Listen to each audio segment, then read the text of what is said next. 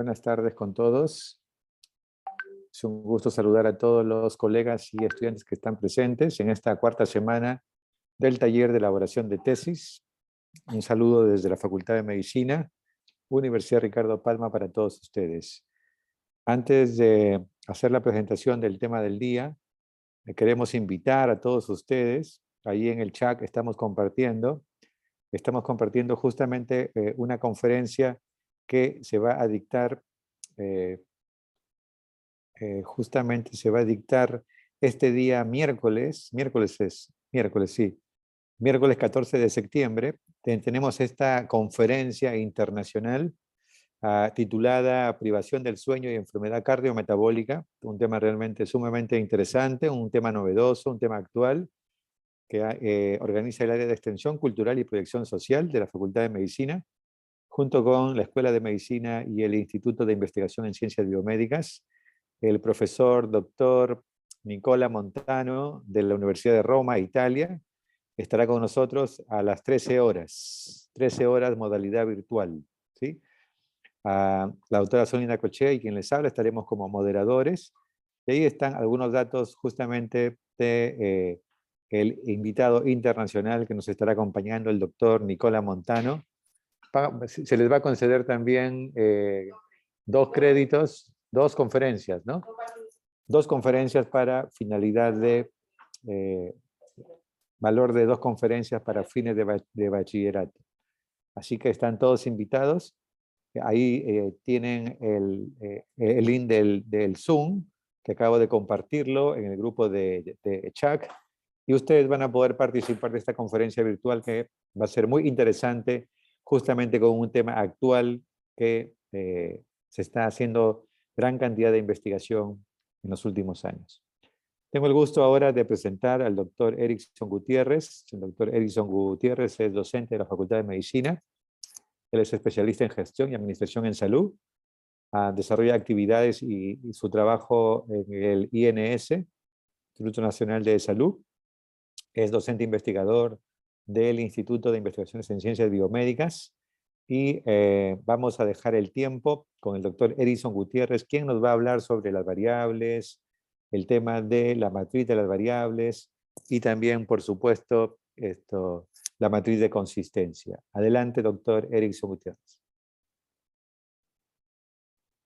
Buenas tardes con todos, buenas tardes, doctor. ¿Qué tal? Solamente, sí, ya me acabo de conectar, pero tengo el problema con la plataforma Zoom de la laptop, no me está aceptando. Voy a solamente tratar de abrirlo porque no, acá tengo un mensaje. No tengo la posibilidad de abrirlo por eso. Un segundito nomás, ya me llegó un correo.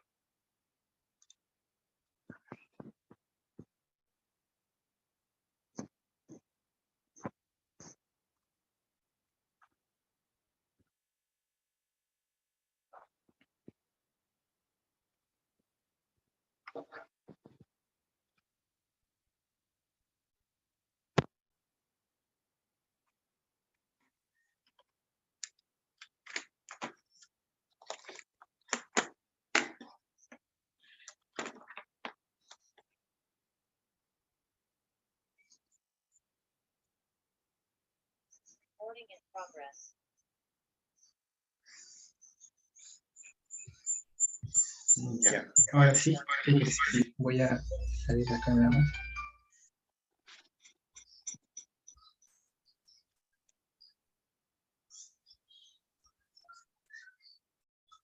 Ya. Creo que es un problema de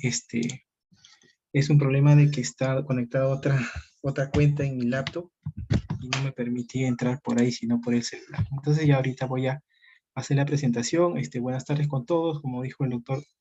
Gracias por la presentación. Soy Erickson Gutiérrez, médico especialista en gestión. Me he desempeñado más en el Instituto Nacional de Salud y soy docente investigador de la Facultad de Medicina del Instituto de Investigaciones Biomédicas, ¿no? Entonces, el tema de hoy es muy importante. Es muy importante. Es un tema que va a ser, como dice, el esqueleto o la columna de todo el protocolo que están haciendo, ¿no? Entonces, Creo que se bajó el audio. No sé si podemos ajustar el audio. Se estaba escuchando bien y ahora se escucha muy distante. ¿Ahí se escucha bien, doctor? Ahora sí mejor. Ya, perfecto, gracias. Entonces voy a hacer la presentación. Ah, creo que no puedo porque estoy como, tiene que darme el host. Tiene que ponerme Listo, como listo, presentador. ya está. Ya, ahora sí.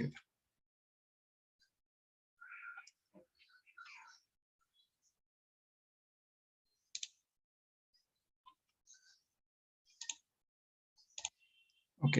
Eh, quiero ver si ya se ve en mi pantalla. Sí, ya se aprecia, ¿no? ¿Se aprecia mi pantalla? Sí se ve bien. Ya, gracias, doctor. Bueno, entonces, como yo les estaba explicando, este tema es muy importante, ya que va a ser como decir el esqueleto o digamos, de aquí va a partir todo la investigación, ¿no? Entonces, para hallar las variables y la operacionalización, previamente tienen que haber hecho una buena descripción del problema, ¿no? Haber establecido bien el título de la investigación, la descripción del problema, y a partir de ahí, ¿no? Es lo que van a sacar las variables, ¿no? Las variables van a sacar, pues, antes de eso, como decían, sus objetivos generales específicos, y todas estas variables van a salir de los objetivos específicos, digamos, ¿no?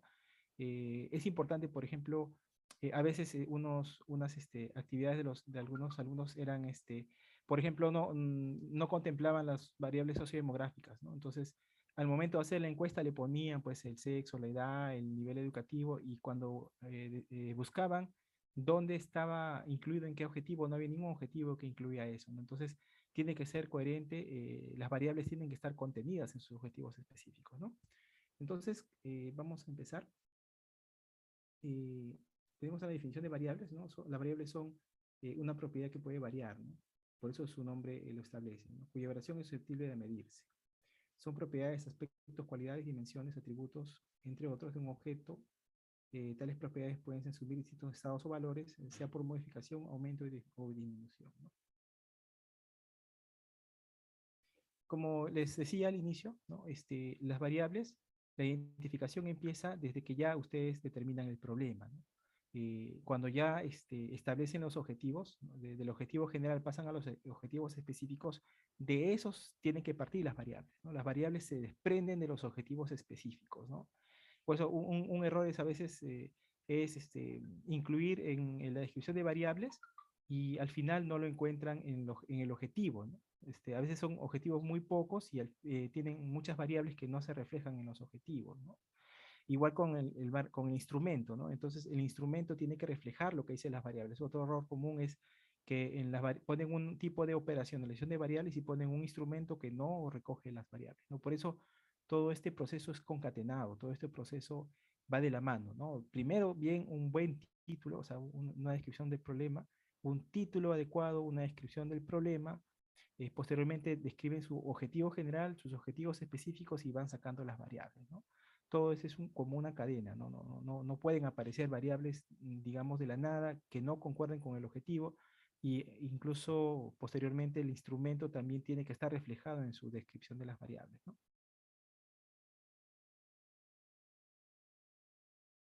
Eh, ¿Cómo se clasifican las variables? Las variables pueden ser variables independientes, dependiente e intervinientes, ¿no? Muchas veces, cuando son estudios, por ejemplo, casos controles o un estudio que busca asociación, tienen que ustedes describir y decir que hay una variable dependiente, ¿no? Y pueden incluir una variable independiente, eh, la cual, como su nombre lo dice, la variable independiente eh, va a ser una interacción con la variable dependiente, ¿no? Pero existen otras variables, ¿no? Cuando quieren hacer un estudio, por ejemplo, caso control, tendrían que encontrar qué otras variables intervienen en esta asociación o esta dependencia, ¿no? Entre la independiente y la dependiente. Por ejemplo, nunca se deben olvidar, por ejemplo, las variables sociodemográficas, ¿no? Que normalmente no se busca esa asociación, sino se busca asociación entre dos variables, digamos, que son interesantes, se quieren encontrar, ¿no? Por ejemplo, un alumno está haciendo el grupo anterior, asociación entre circunferencia de pantorrilla y actividad física, ¿no? Entonces la variable independiente es la circunferencia de pantorrilla y la dependiente es actividad física, ¿no? Quieren encontrar la relación entre la variable de la circunferencia de pantorrilla y el nivel de actividad física. Pero hay muchas variables que intervienen. No pueden solamente hacer una asociación entre dos variables, ¿no? Tienen que incluir la edad del paciente, de repente si tiene fragilidad, si tiene algún tipo de dependencia.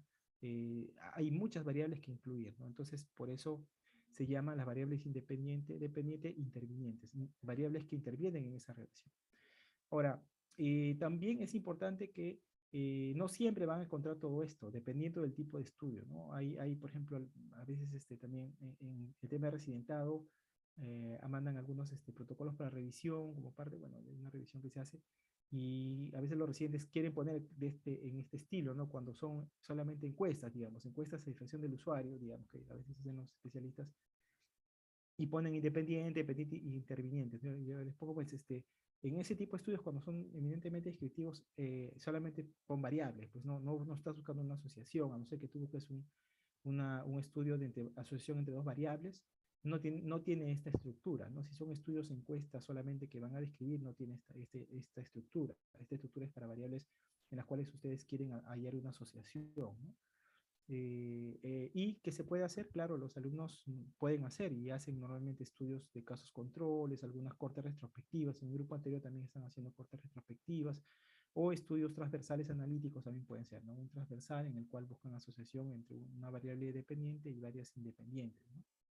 Entonces, pero en general esta es la estructura de las variables. Cuando hagan su matriz, van a describir sus variables dependientes, sus independientes y las intervinientes, ¿no?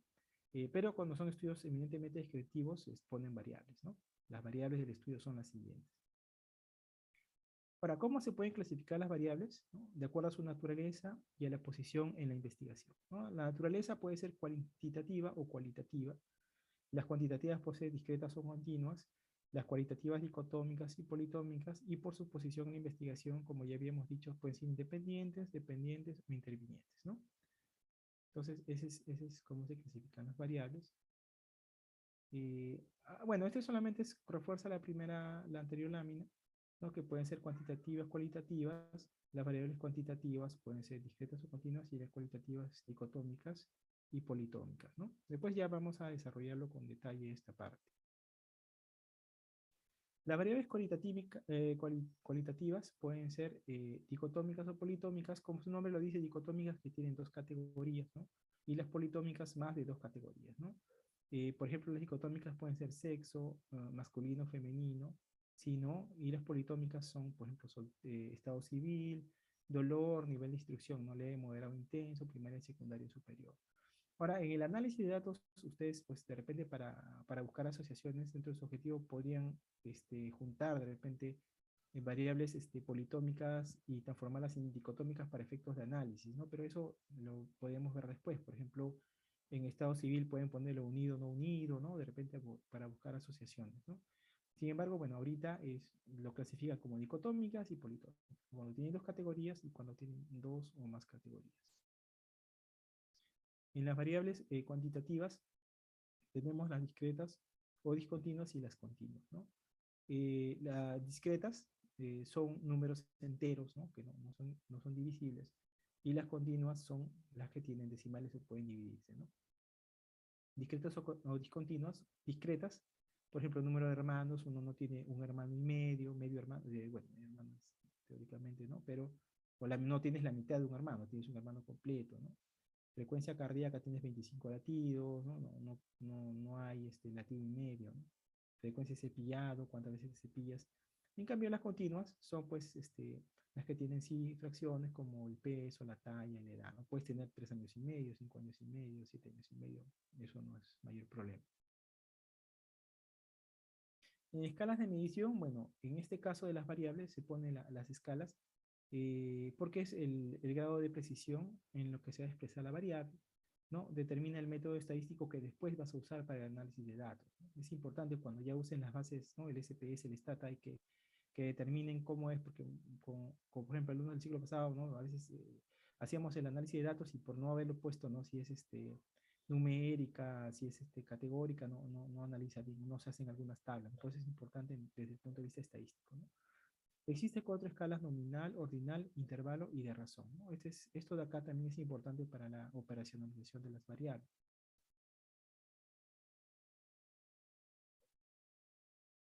En las escalas de medición, para variables cualitativas, tenemos las nominales, ¿no? En la cual no existe, pues, un rango entre características, ¿no? Puede ser la raza, ¿no? La raza distinta, mestizo, blanco, asiático, negro, no hay problema. A veces no hay el rango, categoría entre ellas.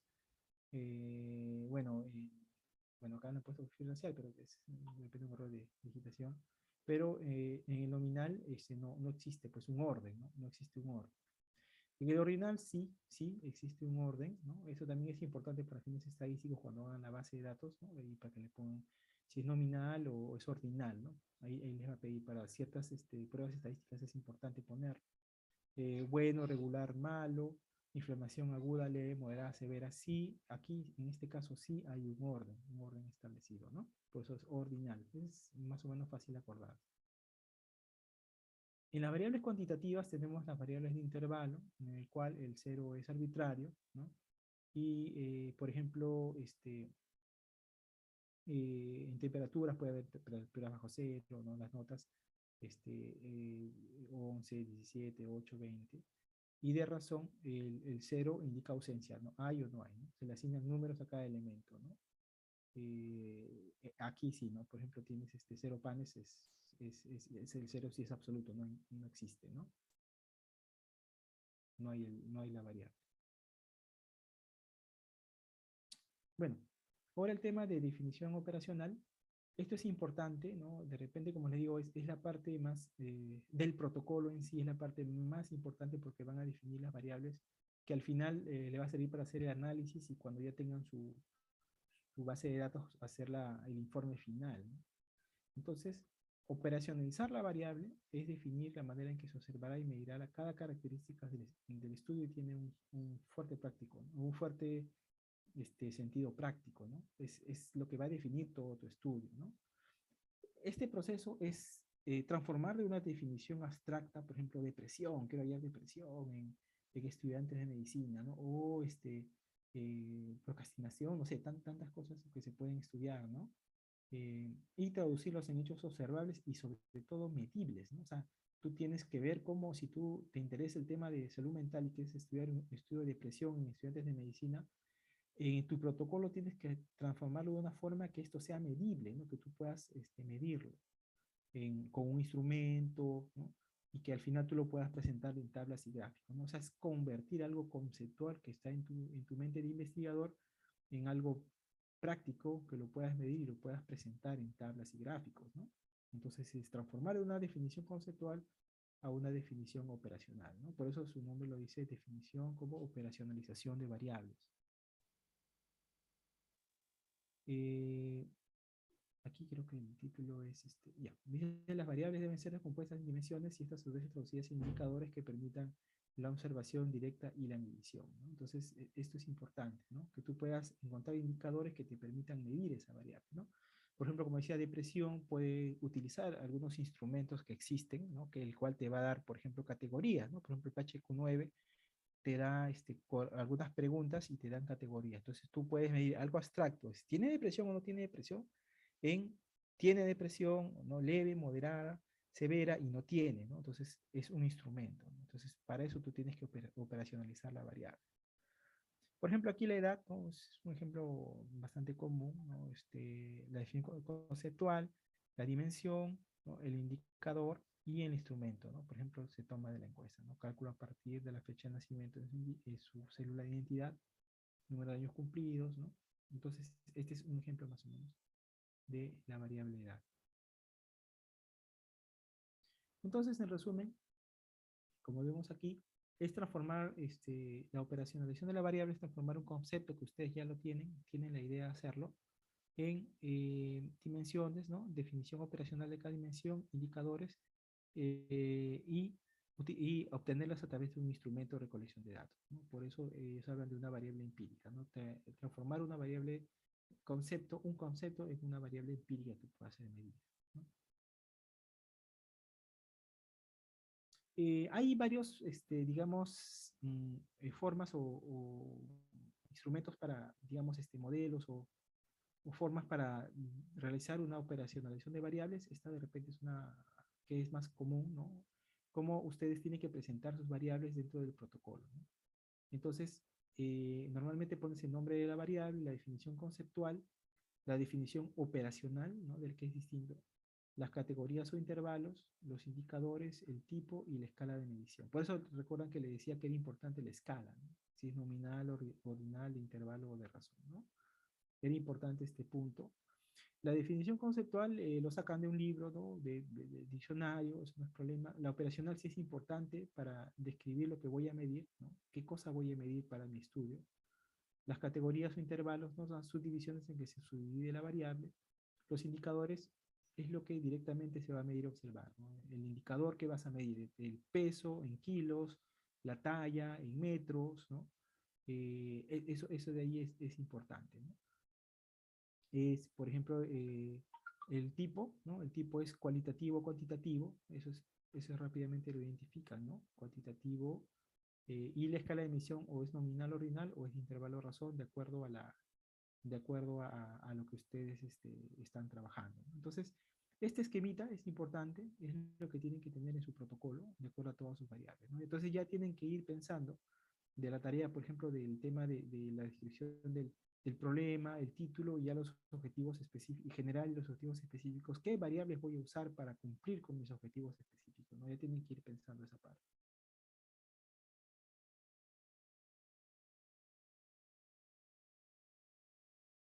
Ahora, hay variables simples y variables complejas, ¿no? Es importante, por ejemplo, el sexo, la edad son variables simples, ¿no? Sin embargo, si ustedes, por ejemplo, quieren medir calidad de atención, ¿no? Calidad de atención en salud, entonces esa sí ya se convierte en una variable compleja que tiene subdimensiones, ¿no? Dimensiones más que tiene que medirlas, ¿no? Otro ejemplo, por ejemplo, es el síndrome de Burnout agotamiento, ¿no? Que tiene tres, ¿no? Tres subdimensiones, por decirlo, o tres dimensiones, ¿no? Las cuales también ustedes tienen que operacionalizarlas en su matriz de operacionalización de variables, ¿no? Es importante identificar las variables simples de las variables complejas, ¿no? Entonces las variables complejas lo tienen que dividir en subvariables y incluir también indicadores, ¿no? Eso es importante, ¿no? Porque a veces el alumno dice, burnout, no, sí, no, ¿no? Digo, oye, pero tienes que describir, ¿no? O sea, ¿cómo vas a medir el burnout? O sea, tú, lógicamente, un instrumento, ¿no? El Malach, Burnout Inventario de Malach, y ese inventario tiene tres, ¿no? Tres subcategorías, ¿no? Que incluso tienen varias preguntas. Entonces no me vas a poner burnout, tiene, no tiene, y no, no, tienes que ser, esa es una variable compleja que tienes que subdividirla en variables para que se vea bien reflejado tu, tu variable, ¿no? Bien reflejada en tu matriz, ¿no? No simplemente poner sí o no. Entonces es importante que una variable compleja en su matriz de operacionalización de variables la puedan poner y pueda estar reflejada. Si no va a ser muy simple, no va a tener una matriz de operacionalización de media cara, ¿no? Cuando su estudio tiene muchas variables, ¿no? Y lógicamente no olviden de poner todas las variables, ¿no? Entonces, las variables grandes o complejas las subdividen en variables más pequeñas, ¿no? Por ejemplo, aquí, ¿no? El tema era accesibilidad al servicio de salud, ¿no? Se pueden dividir en dimensiones, ¿no? Accesibilidad geográfica, accesibilidad económica y accesibilidad cultural, digamos, ¿no? Entonces, cada una se puede dividir con sus indicadores, ¿no? Son variables grandes, ¿no? Que si bien es una sola variable, igual el Bourdieu, ¿no? Es una sola variable grande, pero tiene subdimensiones, digamos, ¿no? O dimensiones en las cuales tienen que estar establecidas, ¿no? Todas esas dimensiones tienen que estar establecidas. Si son variables complejas, tienen que dividirlo, tienen que partirlos aquí, ¿no? Esto solamente es un ejemplo. En cada protocolo es distinto. Este es un pequeño ejemplo, ¿no? Entonces, por ejemplo, actividad física, ¿no? La definición conceptual, la definición operacional, la naturaleza, ¿no? Es dependiente, cuantitativa. En este caso sí hay dependiente e independientes. Los indicadores, ¿no? Es de 0 a 400. En este caso, no le hemos puesto intervalos y la escala de medición también se pone, ¿no?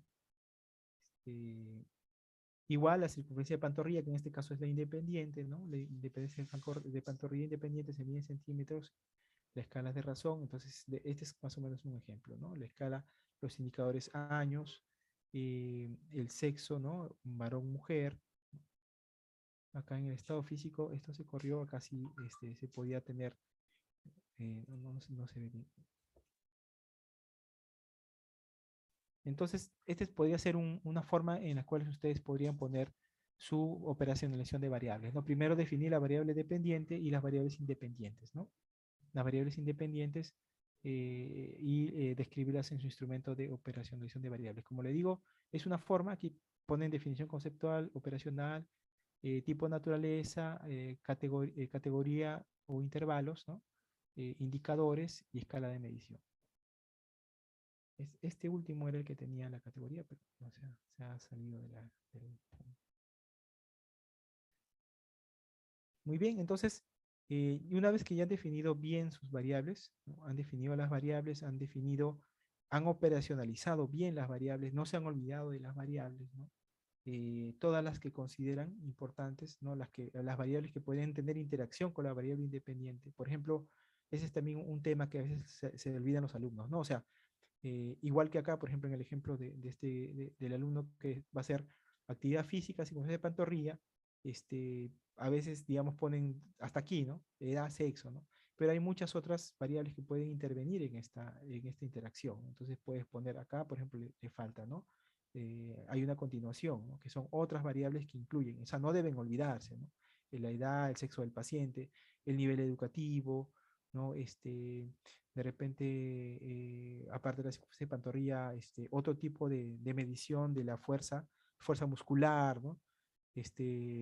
Hay puntuaciones por cuánto mide, ¿no?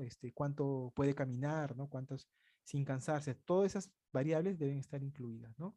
Cuando, por ejemplo, van a hacer una encuesta, tienen que preguntar, ¿no? Por ejemplo, hay alumnos que también están haciendo encuestas sobre este, vacunas, ¿no? Por ejemplo, aceptabilidad de la vacuna. Entonces, tienes que pensar en todas las variables que puedan intervenir en que la madre acepte la vacuna, ¿no? Ya tú puedes decir el sexo de la madre, el nivel de instrucción de la madre, ¿no?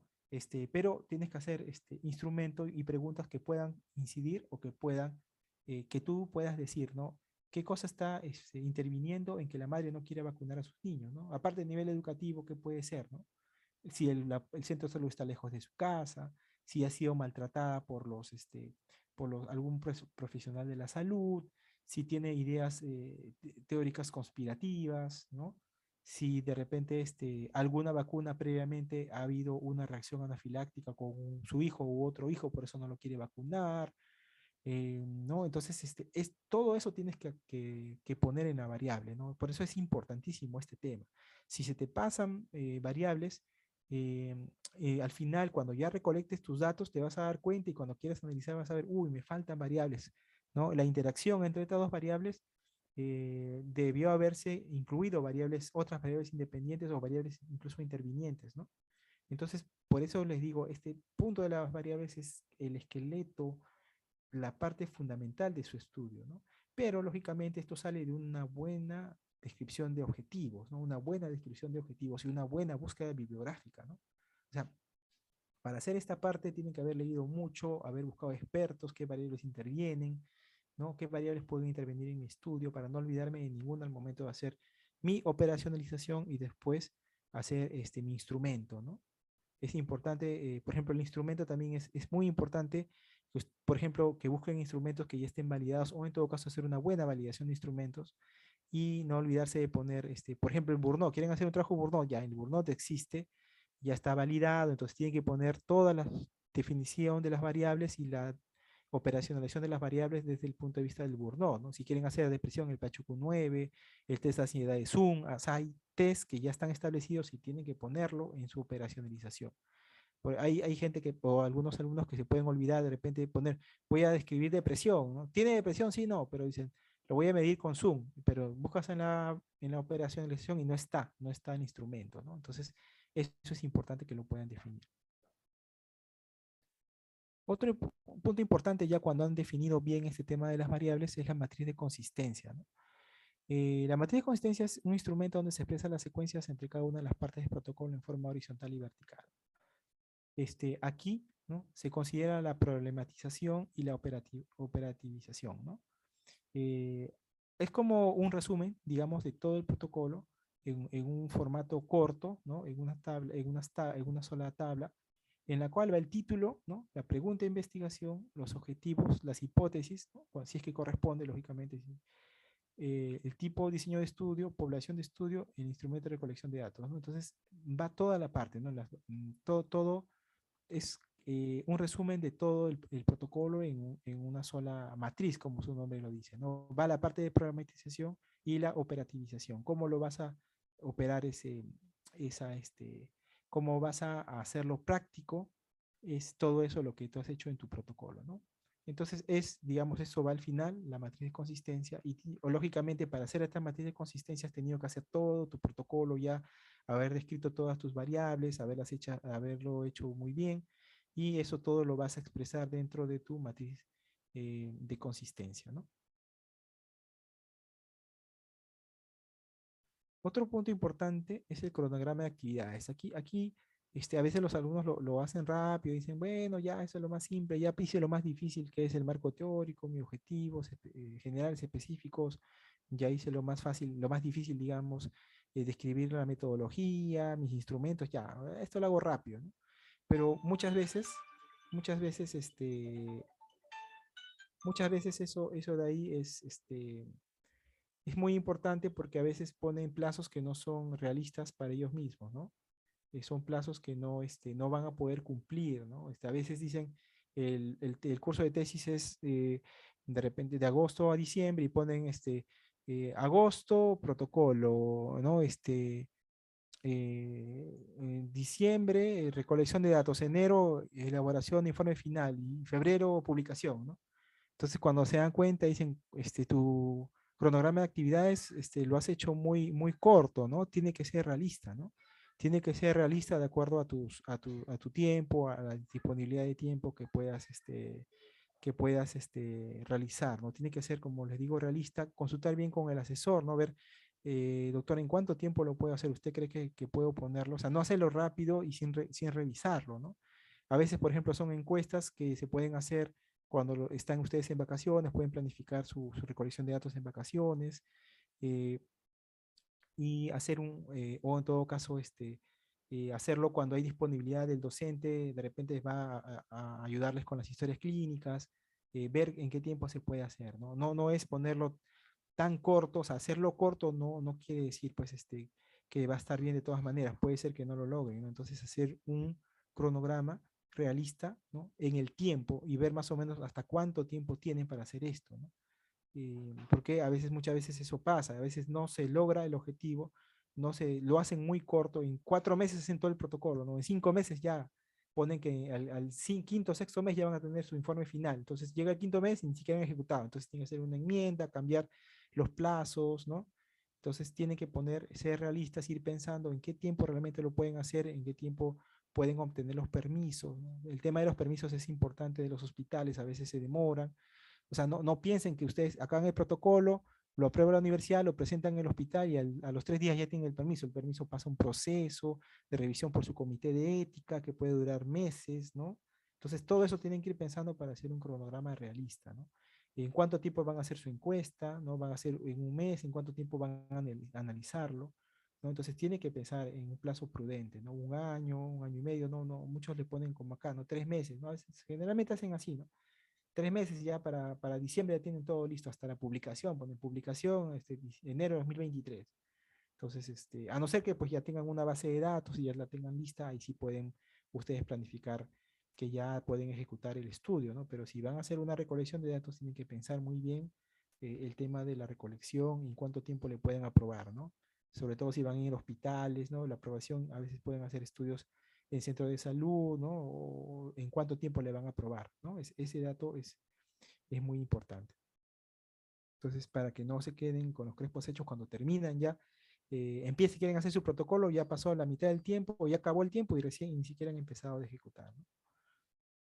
Finalmente, yo creo que los anexos, yo creo que debe haber ya todo lo que es instrumentos o elaboración de instrumentos debe ser otra clase, porque ahí sí es importante, ¿no? Todo el tema de elaboración del instrumento que tiene que coincidir con la operacionalización de variables, ¿no? Cómo se hace un instrumento, es todo una metodología de elaboración de instrumentos de investigación y validación, ¿no? Ese tema también es importante. ¿Cómo van a hacer la validación del instrumento? de investigación, ¿no? En este caso pueden usar instrumentos ya, si ya son eventos conocidos como depresión, ansiedad, riesgo de bulimia, riesgo de, ¿no? de, ansiedad, depresión, ¿no? Estrés, hay varios instrumentos súper, muy validados a nivel nacional, entonces en ese caso ya pueden utilizar esos instrumentos validados. Y si es un evento que es nuevo, ustedes recién lo están planificando, eh, o hay muy poca información, sí van a tener que hacer la validación del instrumento. Es importante eso para que la puedan aplicar en su investigación, ¿no? En los anexos es importante poner el instrumento, como dice aquí, en caso de participantes humanos, ¿no? de participación de humanos, es importante el consentimiento informado, ¿no? Eso siempre les va a pedir un comité de ética, un consentimiento informado. Si es pues un análisis de datos, bueno, no, y no te van a pedir pues un consentimiento. Eh, Eso sería lo más importante, ¿no? Del anexo, los instrumentos de investigación, sobre todo eso, ¿no? Es importante saber el instrumento. Si el asesor va a revisar o tu jurado va a ver, para que te apruebe tu protocolo, lógicamente va a querer ver qué instrumentos estás usando. Si tu instrumento coincide con la pregunta de investigación, coincide con tus variables y con tu operacionalización, y si vas a hacer algún estudio en humanos, preguntas, vas a tener que elaborar un consentimiento informado, ¿no? Entonces, eso es, digamos, lo más importante en relación a la operacionalización de las variables. eh, y es algo que, bueno, ya se ha tocado, generalmente lo tocan ya en metodología de la investigación, epidemiología, en todos esos cursos.